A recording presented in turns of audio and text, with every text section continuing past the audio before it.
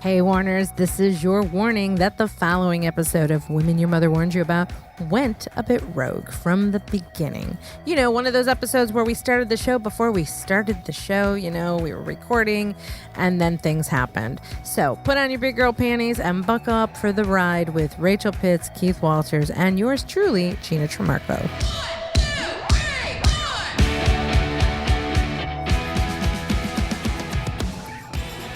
So now I have good lighting today. Yes. See, look how good my light is right now. Yeah, the light looks good. There is a little bit of a reflection in your glasses, so we'll have to... I can take them off if it bothers you. There we go. Oh, there we go. I can't see anything anymore, though. COVID's made me blind. I can hardly see a fucking thing at all. If there's any darkness anywhere. Here's how I manage seeing. So. Okay. Usually I open my eyes. Hey, wait, let's pause and let all our listeners have time to go get a piece of paper and a pencil to write this down. Ready? Are you guys got it? Okay, good. Okay, go ahead, Gina. Tell us how you work on seeing.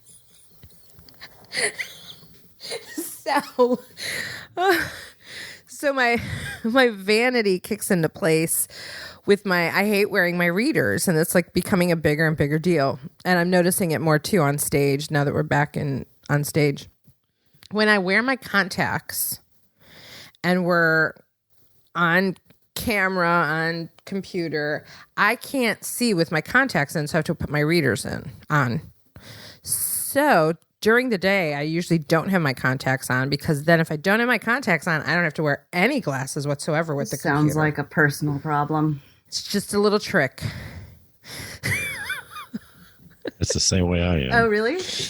Yeah. I don't know. I have no interest in getting contacts. I just want to rock the Hot for Teacher look and if I have to rock the Hot for Teacher look all the time, like Mel Robbins, I mean, she doesn't wear contacts. She wears glasses all the time. Yeah, I have a deal with it. So, Gina, you have to get some of these. Do you have them? The little readers, these little readers? Oh, yes. Mm-hmm. The cell phone readers. Yeah. Mm-hmm. And they also go in a little keychain thing because they fold up like... Yeah, Ted's got those. That's my readers. There's something cooler for women, though, that I found on Facebook, because they make these in all different colors. A monocle? I'm a sucker for shit being sold on Facebook. So I have these reader glasses that look like a necklace that are like disguised as like this pretty necklace. And they snap together. No, and then you just raise your glasses up and you're like... Yeah, okay. So welcome to this rogue episode of Women Your Mother Warned You About with myself, Gina Trimarco, Rachel, and Kieth, the man who finally came home from picking up cigarettes. I'm so happy. Oh, now wait a minute. Three of us. That out there. It's just he was picking up my cigarettes.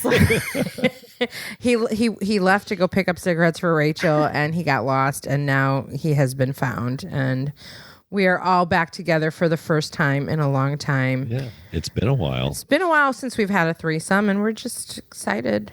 Yeah, we'll fumble around for a little while, and then we'll figure it out. Yeah. So, what Rachel and I have been talking about for this episode was talking about the different constraints that we've been dealing with and how we've gotten creative with them. We're like 6 months or so into COVID now, and 6 months ago when we talked about getting creative, I don't think any of us knew where we would be. And a lot of changes have happened for me. A lot of changes have happened for Rachel. We don't know what's going on with Kieth, so maybe you can share that.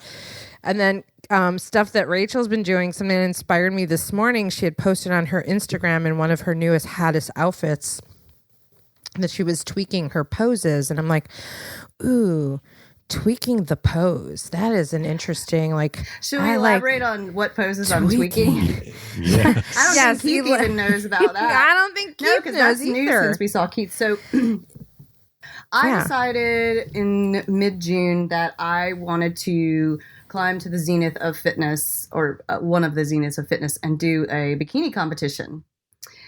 And so I started, and the reason I know it's June, because June 25th is when I started 6 days a week, 6 mornings a week, doing strength training. And then 2 weeks ago, I just switched from Rick Katouf, who we just interviewed, and his episode is amazing, so you should listen to it. So 2 weeks ago, I switched to a coaching team that they specialize in bikini comp. And Rick and I talked about it, and he agreed, they're specialists in that particular sport. And so now I have a whole new routine of 5 mornings a week, but I have more cardio, and they changed my eating plan and all this stuff. So every day after my workout, I work on my poses, because the posing is like a huge part of the bikini competition. And it's surprisingly a lot harder than it seems. Like, it's literally like 10 seconds. And there's, 1, 2, 3, 4. And then you go back and repeat 5, 6 poses. But it's just it's hard for me as a dancer, because I want to make it really dramatic and do it. And my coach keeps pulling me back. And so every morning after I work out, I work through this routine. And it's so simple, but I have to keep tweaking it, because I'll go, I just need to pull my shoulder more and this back. So it's really, really almost imperceptible tweaks that are my coach, when she sees, she notices right away, but little tweaks that the rest of the world wouldn't necessarily notice. So November 14th, that's my show, my first one. Wow. So you've got ways to go as far as time to keep on all the routine. Yes and no. It actually seems really short to me. Oh, okay. Yeah. Good. So it feels like it's around the corner. It's really short in terms of what the gains I got to make till then, or the gains and losses. But what's really interesting, and I didn't have time yet, but I'd like to do I'm going to do a Instagram reel on it. What I've learned is everything that I learned up till now as a dancer about nutrition is wrong. Because the first thing, because dancers and technically, and we talked about this with Dr. Katouf too, when you eat, when you feel I feel fat, you have those days where I feel fat. Girls do this more than boys probably. So then you go I'm just not going to eat. I'm going to just drink water for a while, whatever. Or at least I did for years and years. But the first thing that my new coaches did for me when I switched over from Rick to them, because Rick had me on a really specific program that was wonderful and got me this far. And they were like, oh, well, we need you to eat more calories. This is how much. Yeah, that was a new one. And over that weekend, I lost a pound by eating more. And of course, we adjusted my schedule, and they wanted me to have 2 rest days a week instead of 1, so it's just really, they're super scientific, and it's just fascinating to me. Really, really fascinating, the whole process. And the P cup, I was going to tell you about the P cup, Gina. Yeah. So really quick, and then we'll switch channels. So I'm just learning so much about this sport, and I am going to, write blogs and do all the things after the fact once I've gotten there, to have the full package and the whole spectrum of what happens.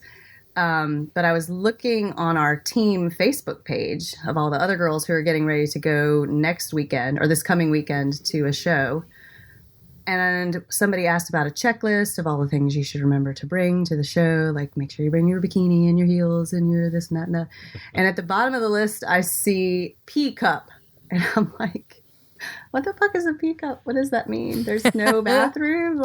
I just went to one of these shows. I know there's bathrooms. And so I found out that the P cup is to protect your spray tan.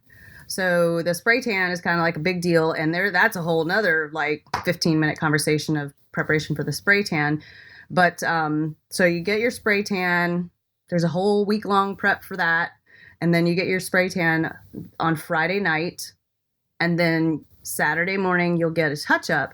So after, 9 fucking months of work, and especially the last 8 weeks of really being focused, and then getting a spray tan, you don't want your butt to have, if you pee and the pee sprinkles on your spray tan, then it'll fuck up your spray tan, right?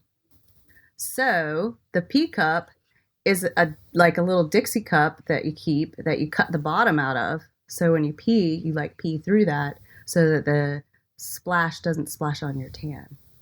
That sounds like a product waiting to be developed. No kidding. Because all I could find out about it was that it's a Dixie cup.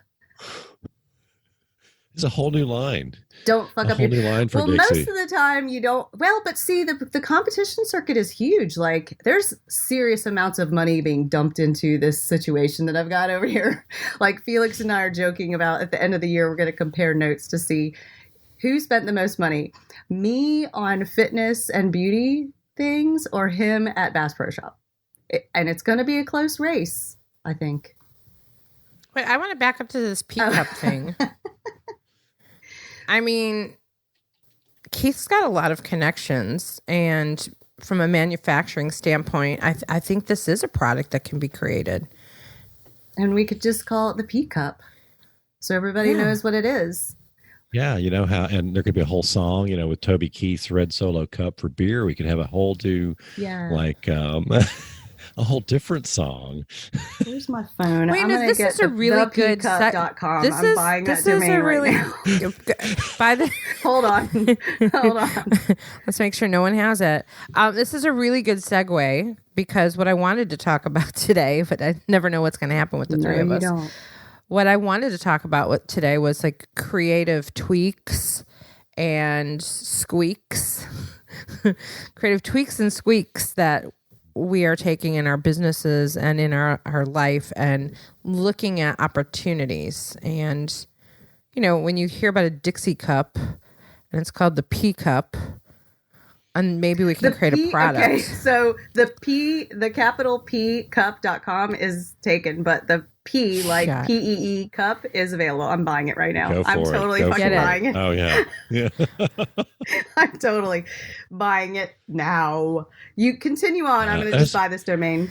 So I'm curious, Keith, because we haven't talked to you in a while. What kind of interesting tweaks or creative things have you been doing during the past, 6 months? Or if you look at the evolution of the beginning of COVID till now, what kind of like adjustments have you made? Or, how you could just make a 1% adjustment and that can really have an impact on business. Do you have any interesting tweaks? Well, I don't know that I've made a lot of tweaks. I've been traveling a lot, and still, I guess that is one tweak. Most of my work with my clients up to March had been face-to-face, and so I've gone to a lot of non-face-to-face engagement with my clients, which has been good for me to allow me more freedom to travel. But what's mostly interesting is some of the tweaks some of my clients have done. New products, total shifts. I advise a number of companies, on the board of a number of companies. One of them was declared non-essential, and now is 3.5 times bigger than it was in March, because they went from being non-essential to becoming one of the largest producers of face shields in the United States. Oh. And it's a manufacturing firm that was manufacturing Christmas ornaments, and only doesn't do anything in China, only in the U.S. and Mexico, and have just gone gangbusters. And if they're number 1, 2, or 3 are on Amazon, if you want to buy face shields, and then they're doing other things. But it's just their business is just like boom. And there's a number of folks like that. And it was about the idea of, how do I look at this as an opportunity? What was interesting with them, they were forced into looking as an opportunity. That was their only choice, because otherwise they would have gone out of business. Well, that was going to be my next question. Would they have survived if they didn't do that? They would not have survived. They would have gone out of business.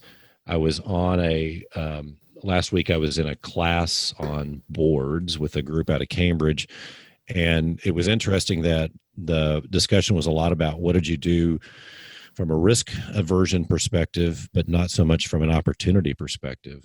And I think a lot of folks didn't look at it from an opportunity perspective. I would agree with that. Opportunity lies in dynamics, and this is a very dynamic time. Oh, yeah.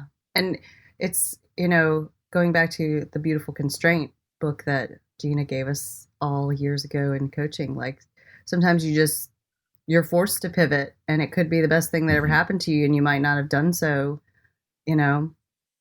otherwise. I have a good friend of mine who shall remain nameless, who just decided to sell their house, and because they're where they work is no more right now, might not ever be, and they were like, maybe we'll sell our house, and they made a huge profit, and they don't have kids, they're just gonna figure out where they're gonna go. And I said, you guys are in the perfect position to do whatever you want with yourselves. I know a number of people that are doing that. There's this, let's try something new. Mm-hmm. And they're afraid. And I'm like, you guys will be totally fine. If you are smart with that money, you have opportunity everywhere. I mean, Myrtle Beach is a great place to live, but there's, I can't do that kind of crazy stuff because I have a child and children and all these things. My husband's business is tied to here. And but if you have the opportunity to be a little bit of a free bird, you might as well fly. Yeah. One of the things that's been really interesting to see is all the people that are flying, driving. I spent a couple of months in Colorado, Montana, and Wyoming, and I have not seen so many people out in RVs and just getting out. I got to imagine the RV business is doing good because I know I want to buy one. So right there. There's none available. They're not available. Wow. Huh. See, you know what, Rachel? I said we should have bought one because I wanted to take us on the road. I don't want an RV. I do know someone that did buy one before all of this. He kind of went in with a couple other people and bought this RV, which is kind of a good way to own an RV, so that you're like time sharing it almost with your buddies. Like I like that. He and his parent, I think him and his dad and maybe one other guy are just kind of sharing it. Ooh. But I'm not interested in being involved in that kind of business arrangement because I don't want an RV. My husband is all about it, though. I've been spending a lot of time talking to, like, any introduction anybody has given me to, like, network, which I've often put off just because it just takes time to have all these different calls. But I've said yes to every phone conversation I've had. Casey Hasten is, like, killer at, like, constantly introducing me to people. And I'm like, oh my God, where am I going to fit this in my schedule? But every conversation leads into something else that might be fruitful down the line. And I did talk to one guy who his thing is selling campgrounds. And he's hugely successful at it. And RV parks. And we got into a whole conversation about my big project that I want to do on creating group homes for women going through divorce. And I was like, do you have small campgrounds for sale? He's like, no, but it'd be good. He's like, you could do that with an RV park. So it turned into this really interesting conversation that I was like, so we're continuing the conversation, and this is longer term, bigger planning, like just staying open. That's actually really kind of brilliant because then they could have their own little spot, but be nearby other. Yeah. Yeah. So, I mean, it's those little tweaks. Probably my biggest tweaks have been, I think about we're doing this at the end of September. So 4 months ago, end of May, I mean, I was pretty dismayed end of May because still no word on the theater reopening, not knowing if I should do anything with that. Everything's still at a halt from a training perspective. And now it's like I've gotten rid of all kinds of overhead because I don't have the theater anymore because I'm camping out at someone else's theater.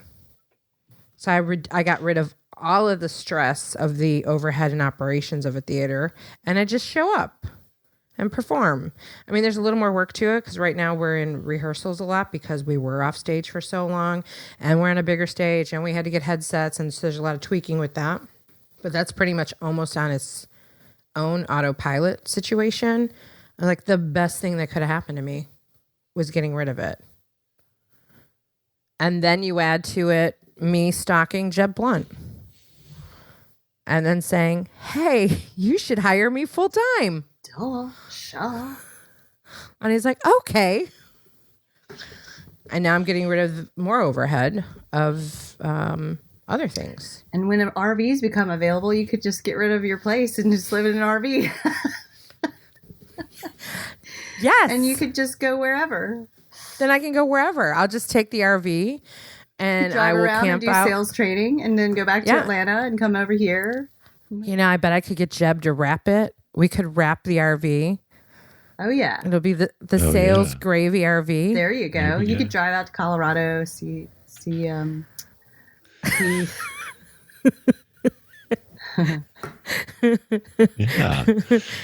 training, traveling sales training. Could be fun. The dogs would. The dogs would actually be fine. They're small dogs. I think dogs are okay with RVs as long as you let them out to pee. Well, Cujo, she's interesting. She won't go on a leash, so I can't let her loose anywhere in open space. She won't go on a leash? She heard me. She actually just groaned. She is not. I actually have a dog whisperer coming over on Friday. I was about to say, that dog needs to be leashed. Yeah, I have a dog whisperer coming over because this sweet rescue dog of mine, another tweak, because I needed another dog for the dog because of the dog that died.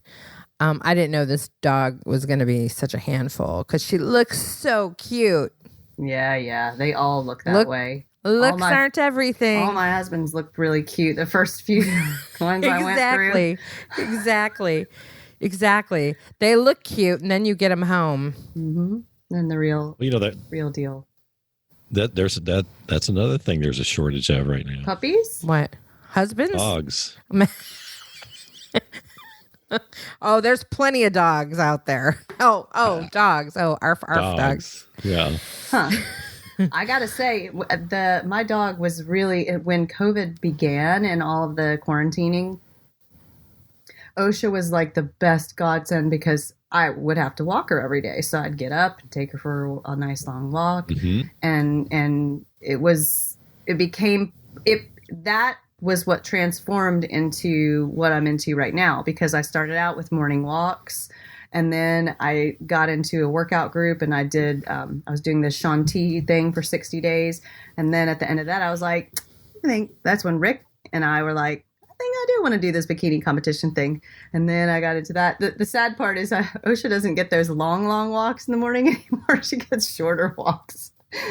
She's like, what in the world? And she gets me home all day. A little bit of a tweak. So let's touch on the homeschooling scenario. I'm seeing all these things on Facebook, and I feel so bad for you parents. I'm very proactive, and I made a decision months ago that I was not going to fall into this "what the fuck is going on" kind of scenario that everybody is experiencing right now. So I enrolled Roxy in Keystone Academy, which is an online homeschooling program. It's been around for years. And I decided I would choose my own poison, which is that. So it's been a little bit of an adjustment to get that routine in place. What I found is that it's taking up a lot of my time. So then last week, it's funny how life hands you the answers all the time. So one of my favorite little humans is basically I call her my adopted daughter. I've been her mentor since she was about 12 and now she's 22.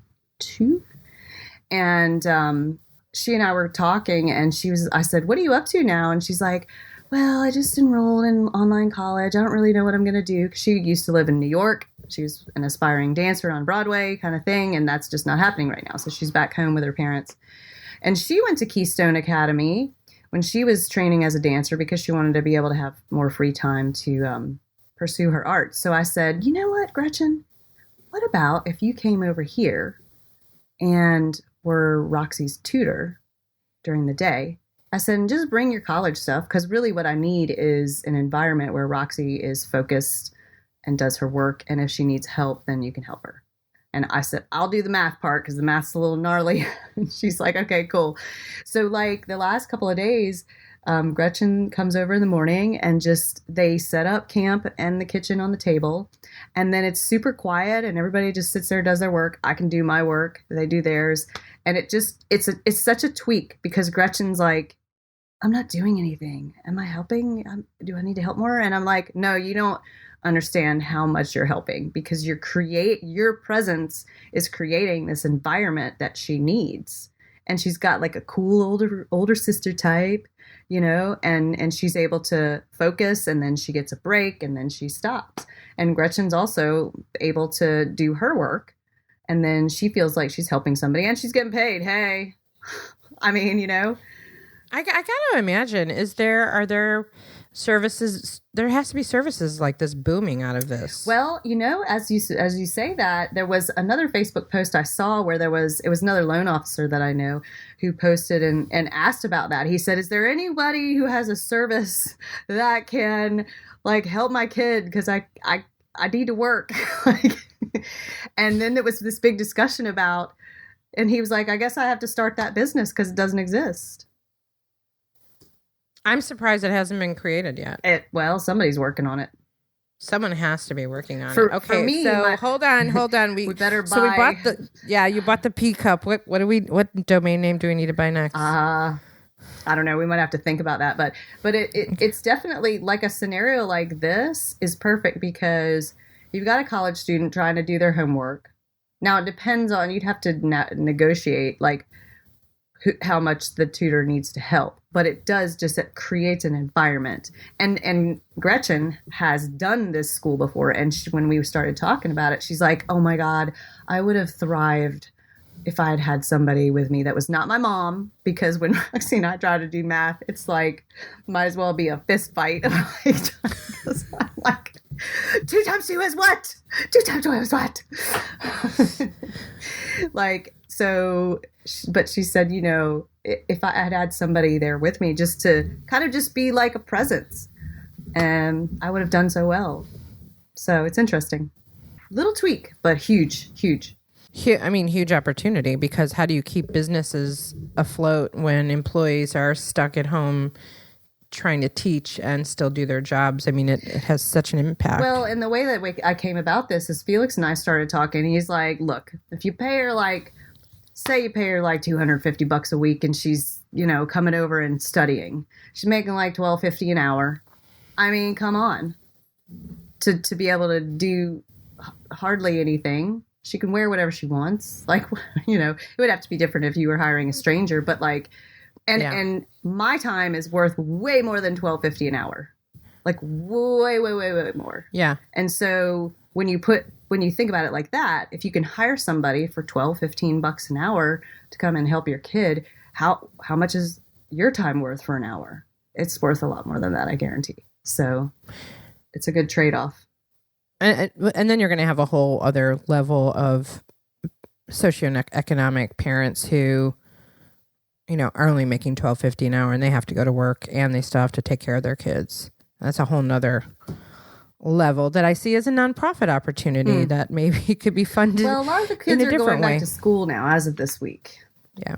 We're kind of we're over here watching to see what happens. I think though that some of this will stick around. Some of this will stick around, and for some people this will become a thing of like homeschool. Yeah. Well, I told Roxy, I was like, "Dude, we can go to Aruba and you can do this right here." And I mean, that's the benefit of it. Speaking of Aruba, JJ, who's been on our show, is in Aruba. Kieth, do you know what is she doing there? She went to Aruba. She's one of those people that got rid of everything and is now traveling. So she is in Aruba until after the first of the month. I've been there a month, just working away. What do you mean she got rid of everything? She moved out of her apartment? Yep. Yeah. Stop. Shut the front. Yep. I loved her apartment. Yeah, she got rid of her apartment. She's kind of based in Jersey at a friend's house in a spare bedroom, but got rid of most things and now is on the road. Good for her. It kind of sounds fun. Like I read this book called Essentialism. It's a really good book. And there was a story in there of a guy who sold all his stuff and basically everything. Like he has a phone, a laptop, and like a backpack. And he just hops around and stays at Airbnb, and I think maybe does a travel blog, and he just stays at Airbnbs. And he I think the story was he had an apartment and a house or something. He had 2 properties, and he was like, I don't even want to bother. So he sent his friends over, and he's like, sell everything or throw it away, don't care, just get rid of it.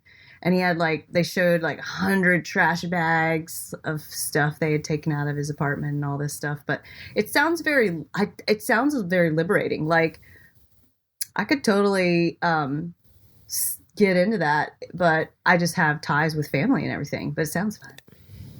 Yeah, but if you don't have those ties, like JJ, get up and go. Yeah. Even if you do have the ties, go visit them, go visit some others, come back. Yeah, that's what I told my friend who just sold her house. I said, you know what? I've moved away from Myrtle Beach several times. And when I came back, guess what? It's still here and it's still the same. It'll still be the same. So fly away, little bird, and enjoy. Well, if anybody listening has an RV for sale,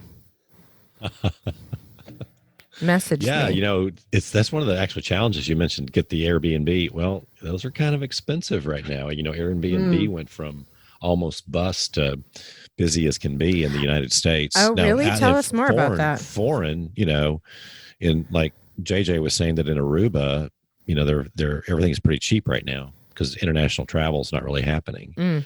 But domestic travel, is pretty high right now from the family travel.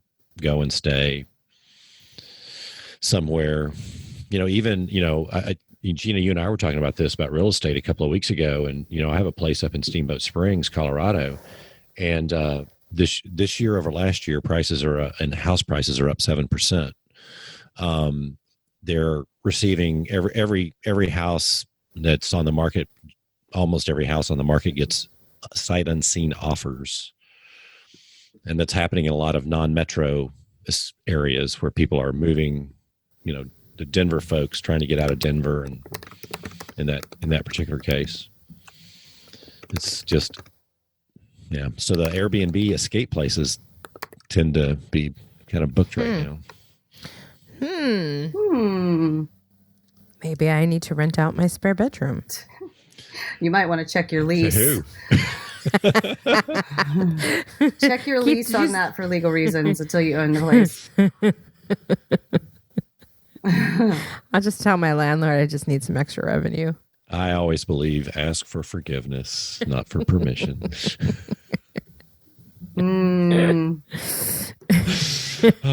Rules were made to be broken. Rules. I can. You know what? Why not the backyard? Bring your tent. Bring a tent. Also, check your HOA because your nosy neighbors will bust you if you're renting. Ooh, there is no HOA. Ooh, that's it. That's why this house that I'm sitting in right now, because there's no HOA here, I can rent this bad boy out week to week. Is that the South End house? South End house. Mm-hmm. One of Rachel's many houses. Mm-hmm. The South End is, we're both on the South End then today. So we were talking about creativity. I'm curious, from your circle of acquaintances and friends and contacts, what percentage do you think found creative opportunities versus kind of just looked at this and shut in and, saw it as purely constraint? Well, I personally am around a lot of creative people. I think in the theatrical world, which has been interesting since theaters have reopened, some of the larger theaters in our area actually just reopened. They had a whole different set of constraints because they're so much bigger, and how they were going to do that and manage that and still stay afloat because their overhead is killer, and they've got 2,000 seats, but they can only fill to 50% capacity. And they've managed to get reopened, but on the smaller scale, the theater that we relocated to, they brought us in, and now it's given them an opportunity to market themselves as a venue with different types of shows. So they're hosting 4 different type of shows as opposed to their one major show, and other smaller theaters are doing that. And then there's another small theater that is not reopening till next year, but they still have their lease. So we're actually going to move our classes over to their space because it's sitting there. So creatively, I think the creative types, are going to probably be a little bit better at getting creative and looking past the constraints. The creative types tend to be more creative. Did you guys write that down on your piece of paper that you pulled out when she was talking about how to see? Oh, good job, class. Sometimes creative types are not creative. They think they're creative, but they're not. Well, it's and from my perspective, a lot of the creative folks that I know, I've been operating a bit in a bubble in the mortgage industry because we've just been so busy in the mortgage industry over the last few months, and I've been blessed to be able to work from home, and so then, and I'm actually. Surprisingly to everybody, I'm a huge introvert. Like, I love to be alone. I've never wanted this to go away because I like being alone so much. So I gain power when I have alone time, which helps to have two houses.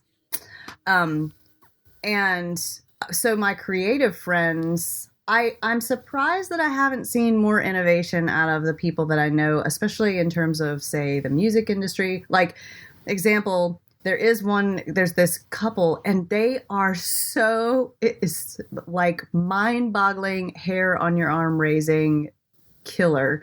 It's these two singers that I know, and they get together and they do duets on Facebook Live, and but they're not together, right? So they're singing together remotely, and they are killer.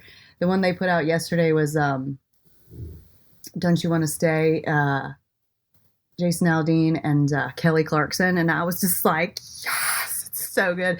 But that's a creative way for artists to still use their craft. A lot of these artists that have been doing that have, they'll ask for donations, and you can watch or, donate or not donate. But I just feel like there should have been more innovation in terms of performances that following the lead of something like Hamilton that was able to make a huge amount of money, I know, even though they were taking a loss by what they were making on Broadway. But did they make more? It'd be interesting to compare like what Hamilton was making, because their tickets were like literally $700 on Broadway, but when they closed, compared to what they just made on the Netflix deal. Be interesting. And when I saw that, I was like, that's what they should be doing for all these artists right now.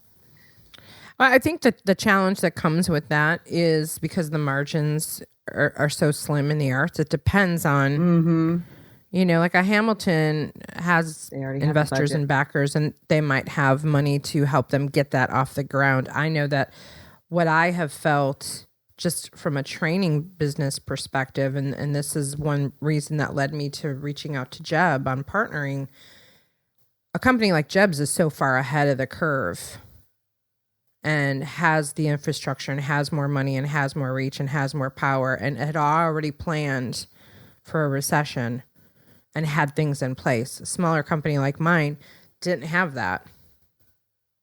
So my creative take on it was, all right, well, let me partner with the company that has that. Mm-hmm. Because that was my way of, I guess, finding an investor in a way. Mm-hmm. But you look at the arts, it's the same thing. How do the arts survive if they're already on slim margins? And that was my big issue when I was bitching and moaning for months. We only had a certain amount of time that we could stay alive. And if we didn't open those doors by July 1st, we were done. And I knew that. I could project that, and trying to raise money for that during this time was going to be impossible. And we tried to raise money for it. We tried to get donors for it to keep it afloat. We tried to get loans.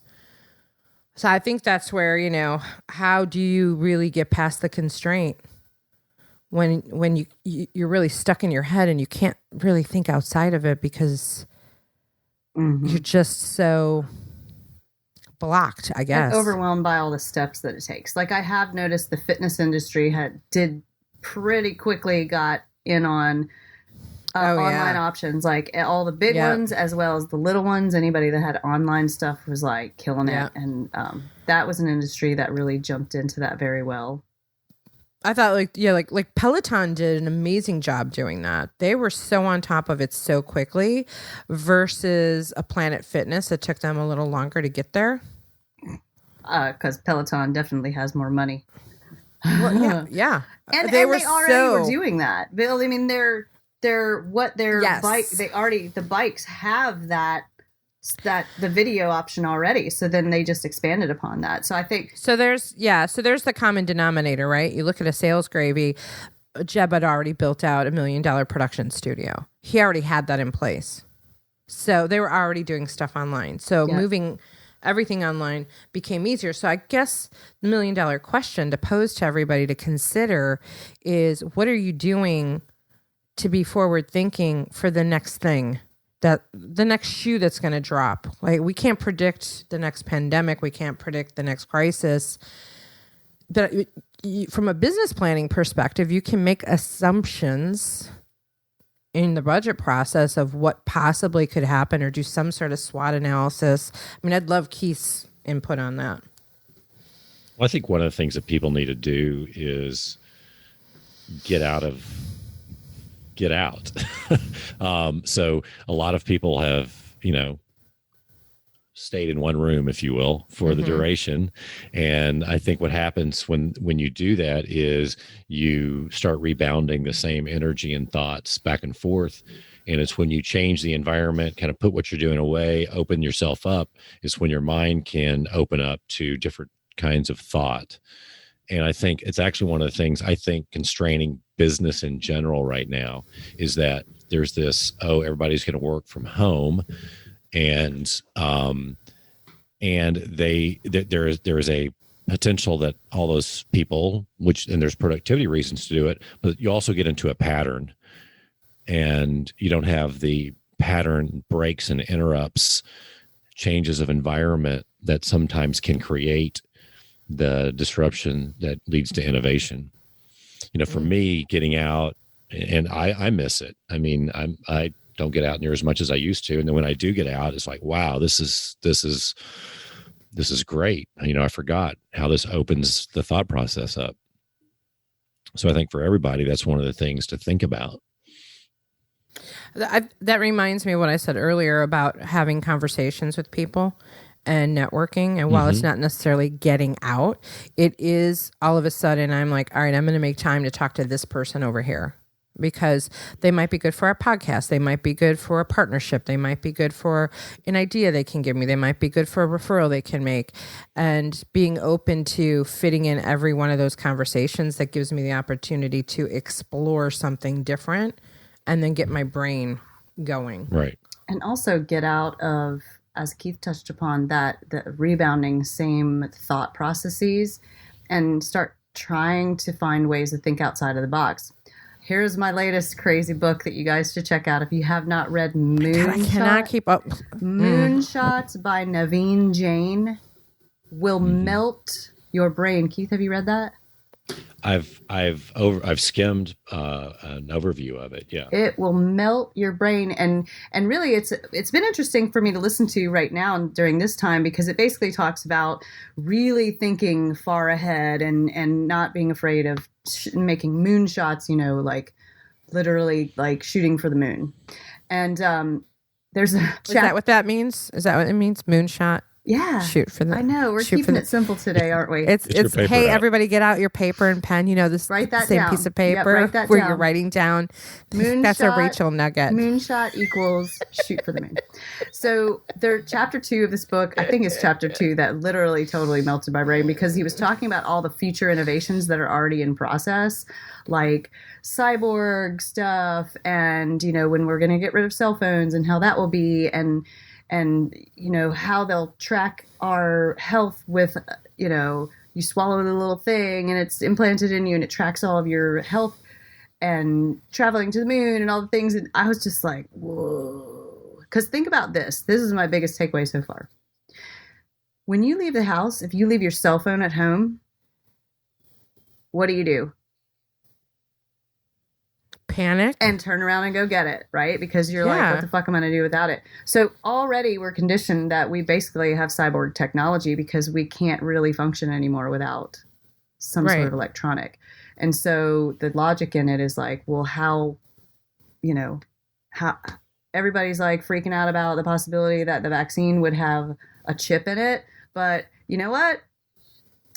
I wouldn't mind my kid having a chip in her just in case somebody snatches her one day.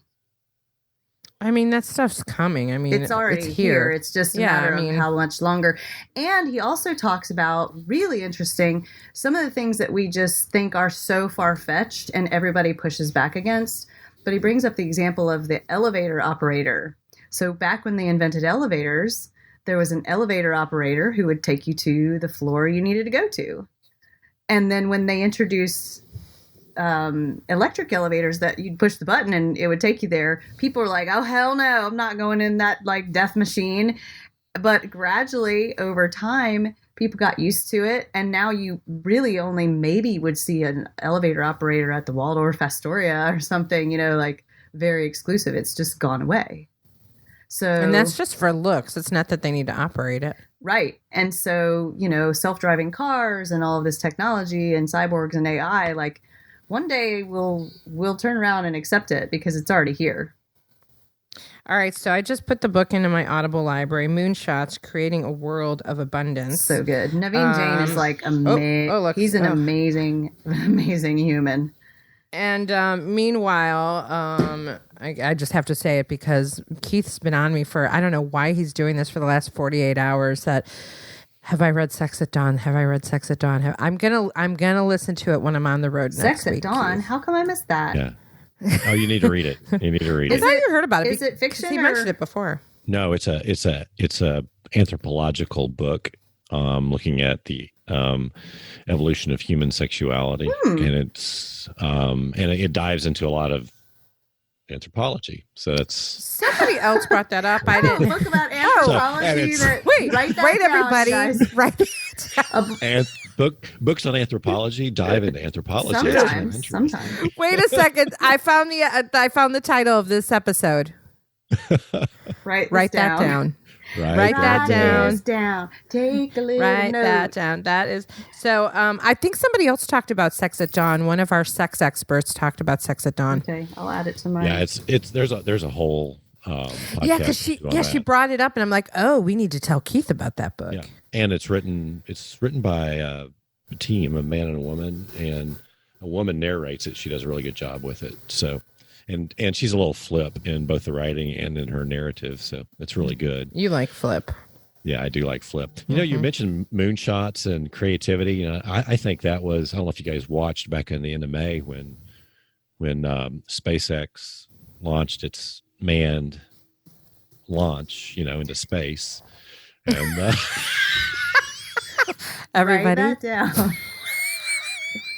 They launched a spaceship into space.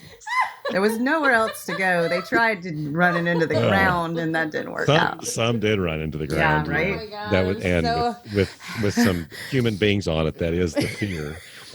But that was a great break to all this constraint that we see. You can't do this. You can't do that. You can't do this. You can't do that.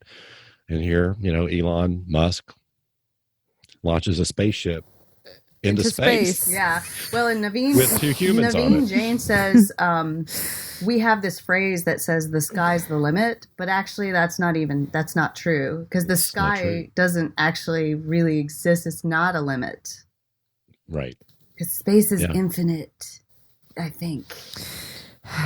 Well, this episode of Women Your Mother Warned You About, now called Write That Down episode, has been quite the fun rogue ride with the two of you. Uncovering the obvious. Yes. Uncovering